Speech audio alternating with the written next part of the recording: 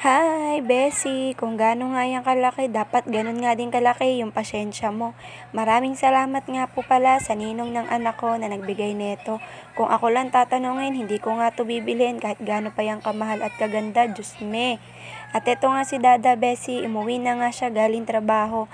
Tanghali nga yan dumating, kinagabihan na nga yan na buo dahil si Dada nga pabubuin ko. Dahil ko konti na nga lang yung utak ko, mababawasan pa sa pagbuo. O, di mo kinaya, nasukat ko yung utak ko. Charing! Pero biro nga Bessie, mahirap nga buuin kasi nga marami nga siyang part at eto nga wala rin naman ako magawa kundi tinulungan na nga rin ako ni Dada na tapusin kasi nga alam niya hindi ko yan magagawa at ayaw niya nga rin daw ako nakitang nahihirapan. Ay talaga naman.